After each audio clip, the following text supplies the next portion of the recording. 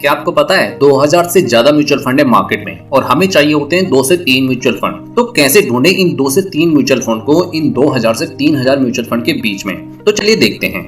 Basically हमें 6 category में mutual fund देखने को मिलते हैं, जिसमें से हम आपको बताएंगे कि आपके लिए कौन सा बेस्ट है। जिसमें पहला आता है इंडेक्स फंड। ये वो फंड होते हैं जो आपका पैसा डायरेक्ट इंडेक्सेस जैसे निफ्टी 50, सेंसेक्स और निफ्टी आईटी में इन्वेस्ट करते हैं। इसलिए जितना निफ्टी 50 इंडेक्स या अदर इंडेक्स बढ़ेंगे, आपके प्रॉफिट के चांस भी ज्यादा बढ़ेंगे। आपको पता है लॉन्ग टर्म में मार्केट ने ऊपर ही जाना है, इसीलिए इसे सबसे सेफ और पैसिव फंड भी कहा जाता है। दूसरा आता है हमारा लार्ज कैप फंड। इसमें आपका पैसा इंडिया की टॉप 100 लार्जेस्ट कंपनी में लगाया जाता है on behalf of market capitalisation. तीसरे नंबर पे आता है मिड कैप फंड। ये वो कंपनीज होती हैं जिनका मार्केट कैप 5000 करोड़ से लेके 20000 करोड़ के बीच होता है और ये रैंकिंग के आधार पे 100 से लेके 250 नंबर की कंपनीज होती हैं। ऐसे फंड में थोड़ा रिस्क ज्यादा होता है और प्रॉफिट भी ज्यादा होता है। चौथा आता है स्मॉल कैप फंड। ये वो फंड होते हैं जो छोटी मार्केट कैप रखने वाली कंपनीज होती हैं, जिसे 1000 से 5000 के बीच में। अगर हम रैंकिंग के आधार पर बात करें तो टॉप 250 कंपनीज को छोड़ के बाकी की जो कंपनीज होती हैं वो इस कैटेगरी में आती हैं और ये एक न्यू एंड ग्रोइंग कंपनीज होती हैं, इसलिए इसमें हाई रिस्क और हाई प्रॉफिट के ज्यादा चांसेस होते हैं। नंबर 5 पे आता है हमारा मल्टी कैप फंड। ये वो फंड होते हैं जिसमें आपका पैसा large cap, mid cap, small cap तीनों ही टाइप के कंपनीज में लगाया जाता है, जिससे आपका रिस्क और प्रॉफिट मैनेज किया जाता है। छठा आता है फ्लेक्सी कैप फंड। इस फंड में भी आपका पैसा तीनों टाइप की कंपनीज में लगाया जाता है,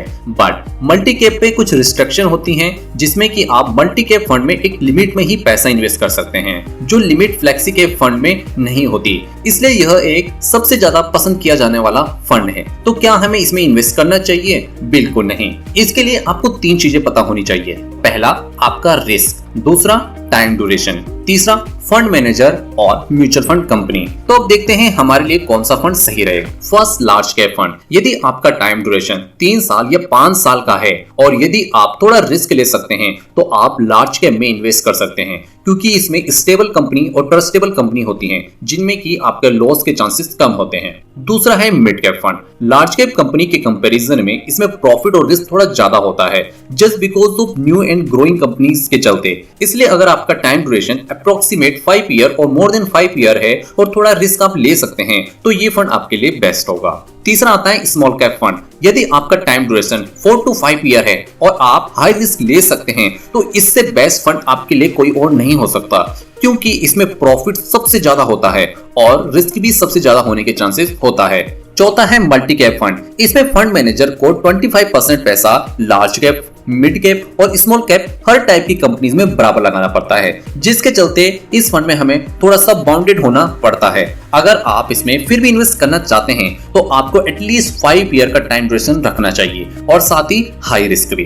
पांचवा है फ्लेक्सी कैप फंड। इस फंड में फंड मैनेजर को कोई भी लिमिट नहीं फॉलो करनी होती है, इसलिए इसमें हमें लॉन्ग टर्म में हाई प्रॉफिट देखने को मिलता है और इसमें हाई रिस्क की संभावना भी ज्यादा रहती है। इसलिए आपका अगर टाइम ड्यूरेशन एटलीस्ट 5 ईयर का है तो ये आपके लिए एक बेस्ट फंड हो सकता है। छठा आता है हमारा one of the best fund, जिसे हम बोलते हैं इंडेक्स फंड। अगर आप सबसे कम रिस्क ढूंढ रहे हैं तो वो है इंडेक्स फंड, क्योंकि फ्यूचर में just example Nifty 50 current date पे है आपका 20,000 से, फ्यूचर में आपका निफ्टी 50,000 तो जाएगा ही जाएगा, क्योंकि ये मार्केट है और मार्केट में हमेशा मार्केट अप ही जाता है, वो भी लॉन्ग टर्म में। इसलिए इसमें फ्यूचर में आपको हाई रिटर्न के चांसेस बहुत ज्यादा होते हैं। लेकिन आपको इसमें जो टाइम ड्यूरेशन रखनी चाहिए एटलीस्ट 5 से 7 ईयर की रखनी चाहिए, क्योंकि इंडिया एक डेवलपिंग कंट्री है और जैसे जैसे कंट्री बढ़ती जाएगी, ग्रो करती जाएगी, हमारा इंडेक्स भी बढ़ता जाएगा और साथ ही आपका पैसा भी बढ़ता जाएगा। तो ये आपका एक one of the best fund हो सकता है। अब लास्ट आता है यहाँ पे फंड मैनेजर और कंपनी। इसके लिए आपको पता होना चाहिए कि आपका पैसा कौन हैंडल कर रहा है, क्या वो आपको अच्छे रिटर्न दे पाएगा या नहीं। ये 2 लोगों पे डिपेंड करता है। पहला उस कंपनी पे जिस कंपनी का वो म्यूचुअल फंड है, और दूसरा उस म्यूचुअल फंड के फंड मैनेजर पे।